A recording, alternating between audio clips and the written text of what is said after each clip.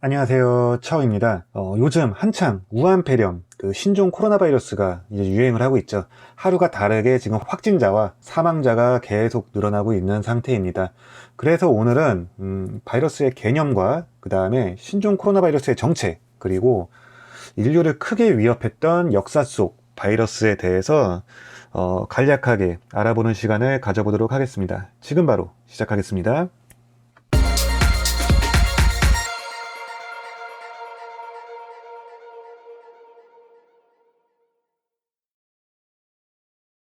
일단 바이러스는 생물체의 질병을 일으키는 전염성 병원체의 일종이라고 보시면 돼요. 지구상에 있는 모든 생물체 중에 유일하게 세포가 없는 종이 바로 바이러스라고 보시면 됩니다. 흔히들 바이러스를 박테리아하고 많이들 헷갈려 하세요. 근데 이제 박테리아는 말 그대로 세균이라고 보시면 되고, 바이러스는 박테리아보다도 한참 작은, 세포 단위보다도 더 작은 단백질과 그냥 유전물질의 그냥 덩어리라고 보시면 돼요. 덩어리. 그래서 이제 바이러스는 박테리아보다 작고, 그리고 또 숙주를 통해서 계속 번식을 하고 또 전염을 하는 그런 특징이 좀 있습니다.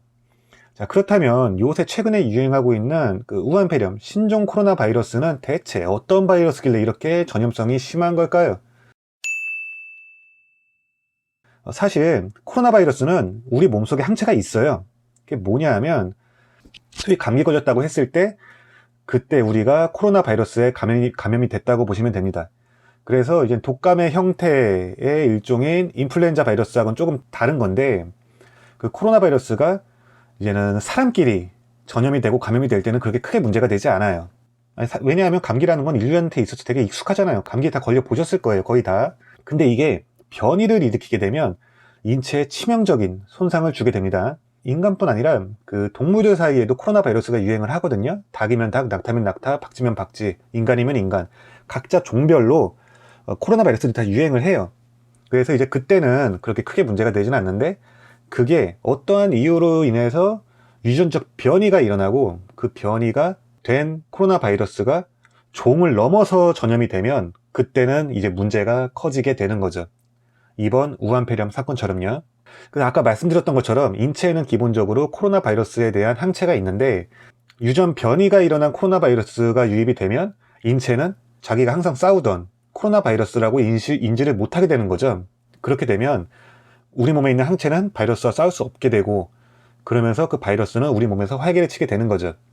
일각에서는 이런 현상 때문에 사이토카인 폭풍 현상이 일어난다라고들 얘기를 해요. 그게 뭐냐 하면, 사이토카인이라는 거는 우리 몸에 있는 면역 물질인데, 신종 코로나 바이러스가 들어오면서 이제는 항체를 적절하게 내보내지 못하고 면역 물질인 사이토카인을 엄청나게 쏟아내서 바이러스와 싸우려고 한다는 거죠. 근데 이제 그게 결국에는 자기 자신을 공격하게 되고, 이게 급성 폐 손상으로 이어지고 있다라고 분석하는 결과도 있습니다. 아무튼 과거 2001년 유행했던 사스와 그 다음에 이제 비교적으로 최근에 발생했던 메르스 같은 경우에도 이 코로나 바이러스가 이제 동물과 사람 사이에서 전염이 오가기 시작하면서 발생했던 신종 코로나 바이러스의 일종이었다고 보시는 게 좋은 것 같습니다. 다행히 공기 중 전파가 아니라 이 비말이라고 하는 타액, 침에 의한 전파라고 하니까 정말 개개인이 조금만 신경을 쓰면 전염을 최대한 막을 수는 있겠지만, 중국에는 이제 춘절이라고 해서 이제 큰 명절이 있죠. 그 다음에 우리나라도 지금 구정 명절이 있었고,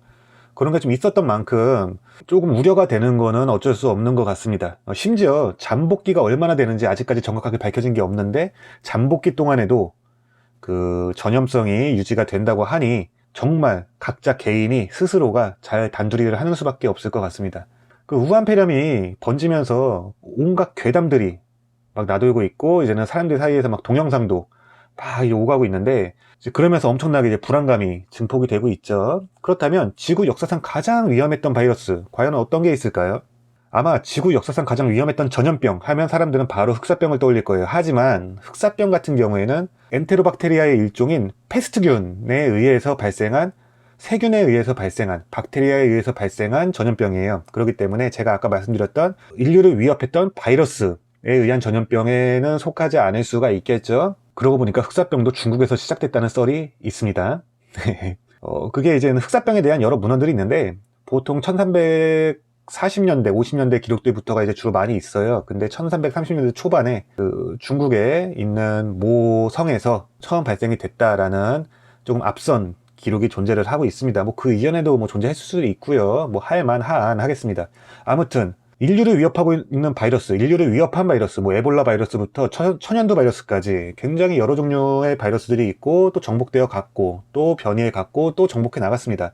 어떤 바이러스가 가장 위험할까요? 저는 개인적으로 이번에 코로나 바이러스 같은 감기가 정말 위험한 바이러스 중 하나라고 생각을 합니다. 기록상으로 나와 있는 최악의 전염병 중 하나가 스페인 독감이라고 기록이 돼 있어요. 그게 이제 1918년에 발생을 했는데, 요거는 지금 인플루엔자 A형 바이러스가 이제 변이를 일으키면서 H1N1이라는 이름으로 바뀌었고, 그게 이제는 세계 1차 대전 때 군인들한테 전염이 됐다가 군인들이 귀향을 하면서 전 세계적으로 퍼지게 된 케이스죠. 그래서 지금 요 당시 피해 규모를 지금 정확하게 수치로 나와 있지는 않아요. 워낙 다양한 요소들이 있다 보니까 정확하게 수치로 나와 있지는 않은데, 대충 추산되는 걸로는 그 당시 인구가 20억 명 안쪽이라고 지금 추산을 하고 있는데, 그 중에 5억 명이 전염이 됐었을 것이다 라고 지금 추측을 하고 있고, 사망자 같은 경우에도 2,500만 명에서 1억 명 정도가 됐을 것이다 라고 지금 추산을 하고 있습니다. 정말 엄청난 숫자가 아닐 수 없죠. 지금 그 당시 우리나라 같은 경우에도 한 15만 명 정도가 사망했을 걸로 추정을 하고 있습니다. 그리고 이제 그 외에 1950년대 중반에 유행했던 이제 아시아 독감 같은 경우에도 전 세계적으로 200만 명 정도가 사망을 했다는 그런 수치가 남아있기도 하죠. 감기 같은 경우에는 그렇게 치사율이 높지는 않아요. 근데 그 상태로 높은 전염성을 보이면서 또 변이가 굉장히 잘 돼. 그러다 보니까 인류를 위협하는 바이러스로서는 최고가 아닌가. 이건 역사적으로도 증명이 됐고요.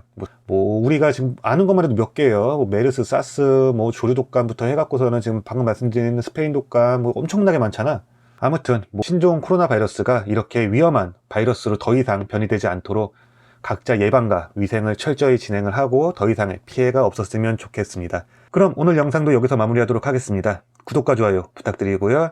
항상 행복한 하루 되시기 바랍니다. 그럼 다음 영상에서 또 만나요. 감사합니다. 뿅.